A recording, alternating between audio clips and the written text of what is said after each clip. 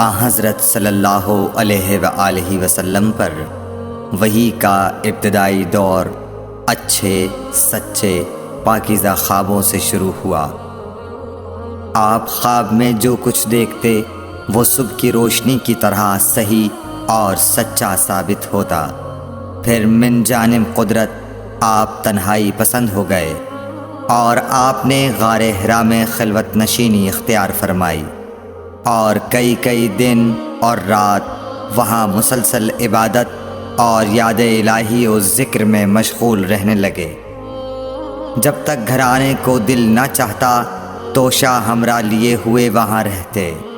توشہ ختم ہونے پر ہی اہلیہ محترمہ حضرت خدیجہ رضی اللہ تعالی عنہا کے پاس تشریف لاتے اور کچھ توشہ ہمراہ لے کر پھر وہاں جا کر خلوت گزین ہو جاتے۔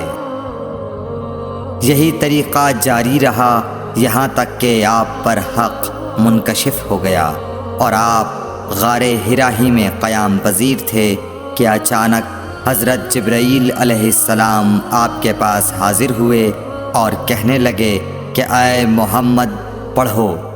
آپ فرماتے ہیں کہ میں نے کہا کہ میں پڑھنا نہیں جانتا۔ آپ صلی اللہ علیہ وسلم فرماتے ہیں کہ فرشتے نے مجھے پکڑ کر اتنے زور سے بھینچا کہ میری طاقت جواب دے گئی۔ پھر مجھے چھوڑ کر کہا پڑھو۔ میں نے پھر وہی جواب دیا کہ میں پڑھا ہوا نہیں ہوں۔ اس فرشتے نے مجھ کو نہایت ہی زور سے بھینچا کہ مجھ کو سخت تکلیف محسوس ہوئی۔ پھر اس نے کہا کہ پڑھ۔ میں نے کہا میں پڑھا ہوا نہیں ہوں۔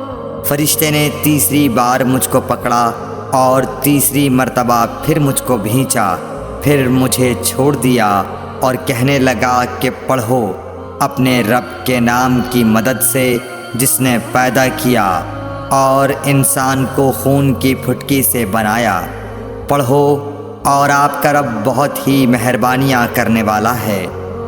بس یہی آیتیں آپ حضرت جبرائیل علیہ السلام سے سن کر اس حال میں غار حرا سے واپس ہوئے کہ آپ کا دل اس انوکھے واقعے سے کانپ رہا تھا۔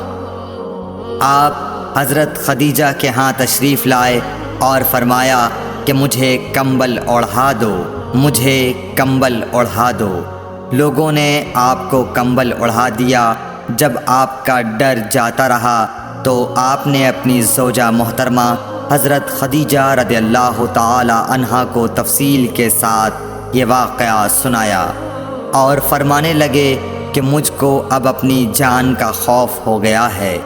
آپ کی اہلیہ محترمہ حضرت خدیجہ رضی اللہ تعالی عنہا نے آپ کی ڈھارس بندھائی اور کہا کہ آپ کا خیال صحیح نہیں ہے۔ اللہ کی قسم آپ کو اللہ کبھی رسوا نہیں کرے گا۔ آپ تو اخلاق فاضلہ کے مالک ہیں۔ آپ تو کنبہ پرور ہیں، بے کسوں کا بوجھ اپنے سر پر رکھتے ہیں، مفلسوں کے لیے آپ کماتے ہیں، مہمان نوازی میں آپ بے مثال ہیں اور مشکل وقت میں آپ امر حق کا ساتھ دیتے ہیں۔ ایسے اوصاف حسنہ والا انسان یوں بے وقت ذلت و خواری کی موت نہیں پا سکتا۔ پھر مزید تسلی کے لیے حضرت خدیجہ رضی اللہ تعالی عنہا آپ کو ورقہ بن نوفل کے پاس لے گئیں جو ان کے چچا زاد بھائی تھے اور زمانہ جاہلیت میں نصرانی مذہب اختیار کر چکے تھے اور عبرانی زبان کے کاتب تھے۔ چنانچہ انجیل کو بھی حسب منشائے خداوندی عبرانی زبان میں لکھا کرتے تھے۔ انجیل سریانی زبان میں نازل ہوئی تھی، پھر اس کا ترجمہ عبرانی زبان میں ہوا۔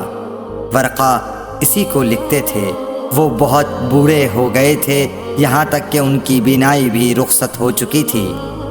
حضرت خدیجہ رضی اللہ تعالی عنہا نے ان کے سامنے آپ کے حالات بیان کیے اور کہا کہ اے چچا زاد بھائی، اپنے بھتیجے محمد صلی اللہ علیہ وسلم کی زبانی ذرا ان کی کیفیت سن لیجئے۔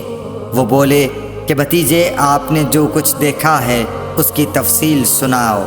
چنانچہ آپ صلی اللہ علیہ وآلہ وسلم نے از اول تا آخر پورا واقعہ سنایا، جسے سن کر ورقہ بے اختیار ہو کر بول اٹھے کہ یہ تو وہی ناموس معزز رازدان فرشتہ ہے جسے اللہ نے حضرت موسیٰ علیہ السلام پر وحی دے کر بھیجا تھا۔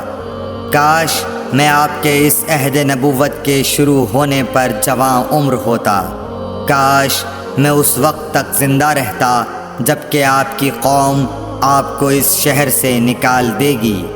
رسول کریم صلی اللہ علیہ وآلہ وسلم نے یہ سن کر تعجب سے پوچھا کہ کیا وہ لوگ مجھ کو نکال دیں گے، حالانکہ میں تو ان میں صادق و امین و مقبول ہوں۔ ورقہ بولا، ہاں یہ سب کچھ سچ ہے، مگر جو شخص بھی آپ کی طرح امر حق لے کر آیا لوگ اس کے دشمن ہی ہو گئے ہیں۔ اگر مجھے آپ کی نبوت کا وہ زمانہ مل جائے تو میں آپ کی پوری مدد کروں گا، مگر ورقہ کچھ دنوں کے بعد انتقال کر گئے، پھر کچھ عرصے تک وحی کی آمد موقوف رہی۔ صحیح بخاری حدیث نمبر 3۔